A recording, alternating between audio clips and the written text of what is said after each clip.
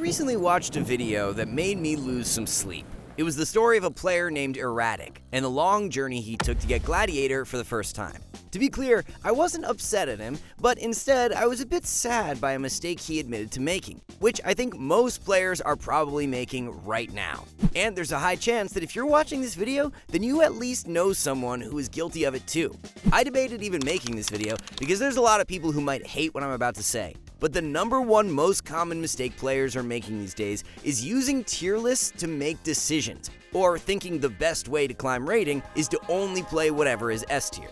I will explain why this is never a good approach to WoW PvP and what you can do instead by making a weird comparison to the Cheesecake Factory and Super Smash Bros. Of all things. This video is going to be for people who find themselves getting the same titles season after season despite trying their best to push the highest ratings. And we're going to be talking to Erratic himself, since this was exactly his own experience as someone who went from a lifetime duelist to achieving Gladiator in one of the hardest seasons ever. By the end of it, you'll learn how you can make better decisions on what classes you choose to play, regardless of where they fall on a tier list, and how this can allow you to make real progress as a player. Alright, now let's talk about Cheesecake Factory. I don't mean to sound like a posh foodie, but if you've been to really good restaurants, you probably noticed that on average their menus are very small. But why? Well, if you want to make really good and high quality food, then you need to specialize. And don't get me wrong, I love the Cheesecake Factory because it's the only place on earth where you can find carbonara and tacos on the same menu. While enjoying your meal surrounded by ancient Egyptian architecture, it's truly a marvel of the 20th century. But it's not the type of place to win any Michelin stars, which is totally fine. Even if they didn't use a microwave, the chefs at Cheesecake Factory would have to learn how to make hundreds of things at once, which makes it harder to get better at one single dish. The same concept is true in WoW. If you're directing all of your attention to one spec, you can invest all of your bandwidth to make it better. But if you're constantly adding new alts, then your overall quality might go down. In other words, if your alt list looks like the Cheesecake Factory menu, then you might be stuck setting yourself to be hard stuck on everything all at once. Now, obviously, there's an elephant in the room here. We make tier lists all the time. The rush of doing well on something OP can easily get you hooked on Flavor of the Month re-rolling, becoming an endless cycle of making new alts while you never devote enough time to truly master one spec. We're not the only ones doing it either, and there's nothing inherently wrong with tier lists. This was something Erratic discovered on the road to Gladiator, as his team was constantly trying out the quote-unquote best 3v3 comps, but constantly trying to chase the meta could be what is actually holding you back. But let's hear what Erratic learned in his own words.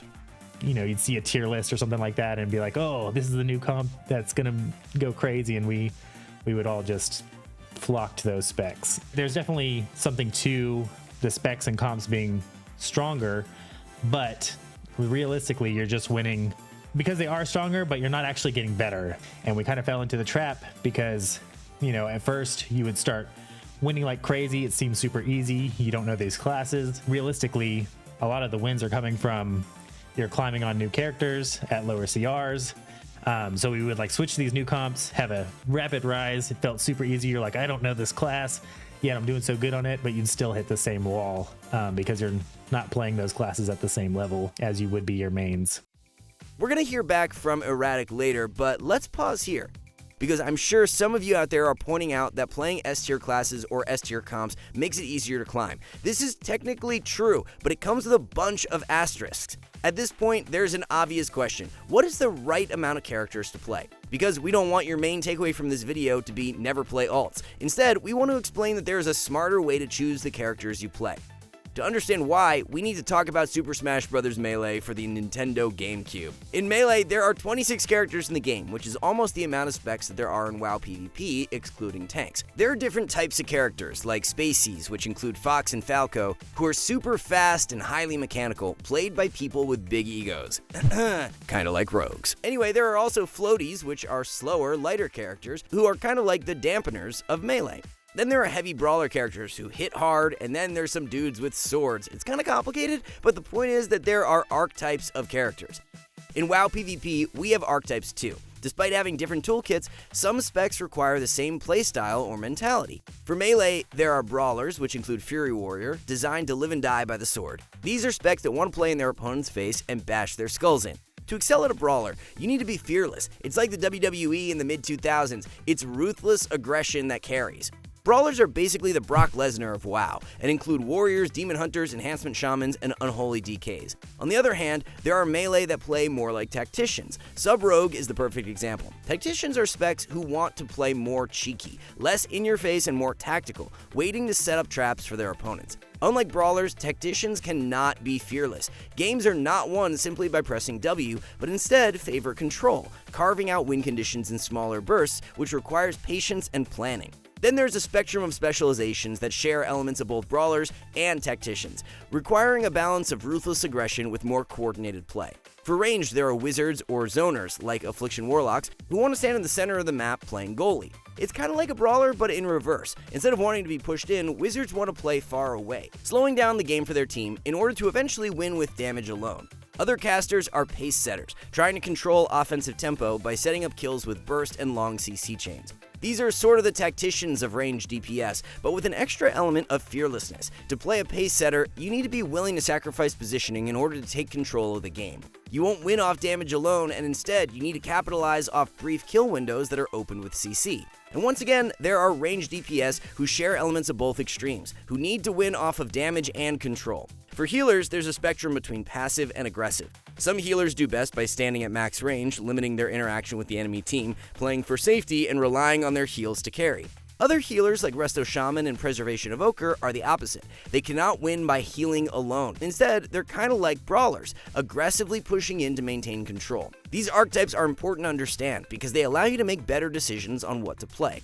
This is why tier lists can be traps for many players. Even though there might be a dominant S tier spec that everyone is re-rolling, it might be completely different than what you are inherently good at. For DPS, usually the best alts are the ones that are within your archetype. Crossing over into new roles can be tricky, but there's a smart way to do it. For Erratic, his character progression made a lot of sense. He went from playing a warrior as his original main to playing a Resto Shaman before finally deciding to master Preservation Evoker. Even though he made the jump from melee to healer, the specs he played all required an in-your-face mentality.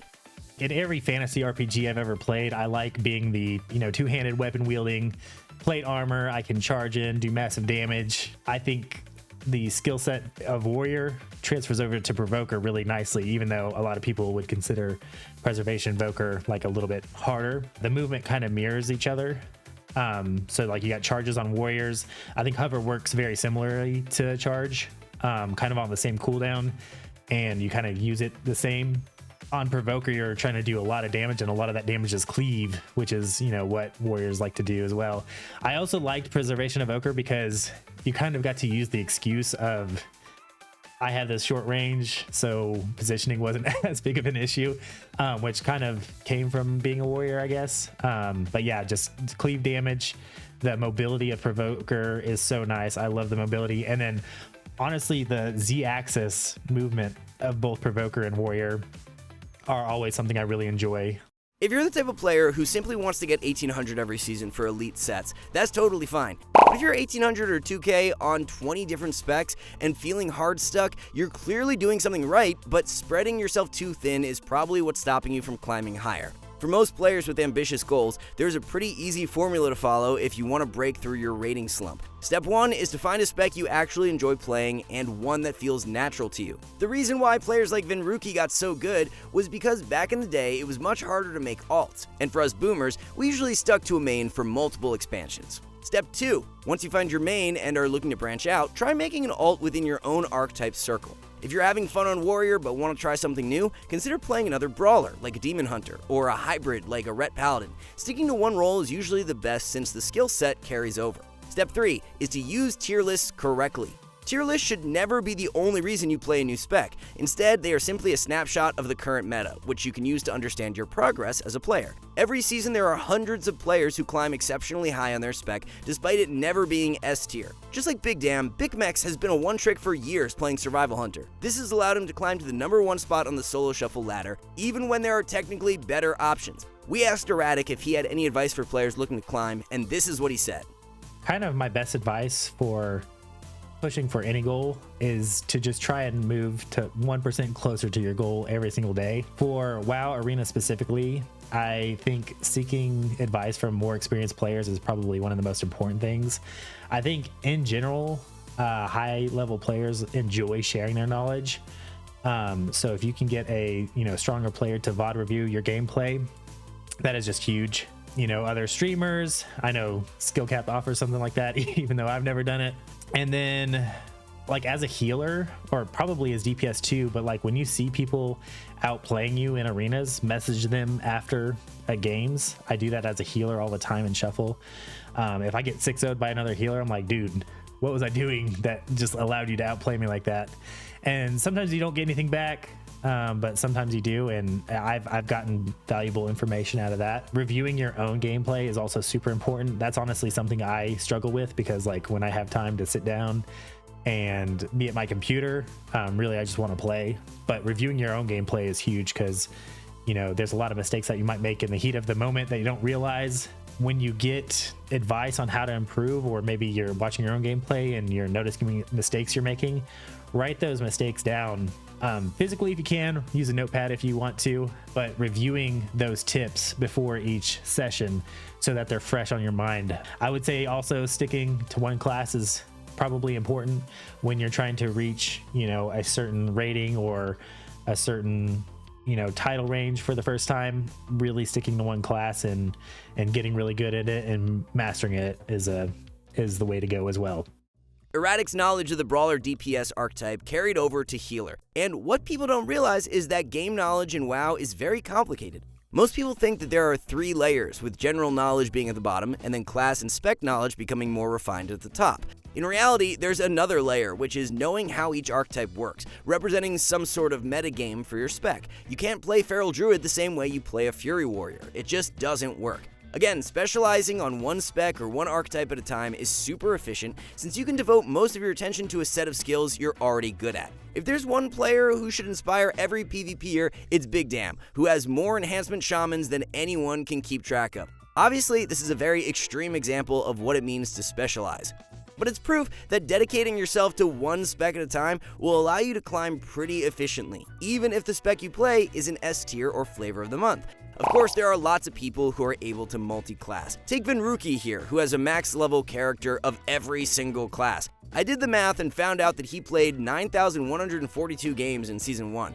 What, 9,000?! But despite playing this many games, over 30% were on Wizards, and it just so happens that his highest rated classes included Mage, Warlock, and Evoker, all of which share the same archetype for ranged DPS. There are even super rare players who are just insanely good at every spec they play, like Nick here, who has gotten rank 1 on every single class, but this is 1 in a million, literally.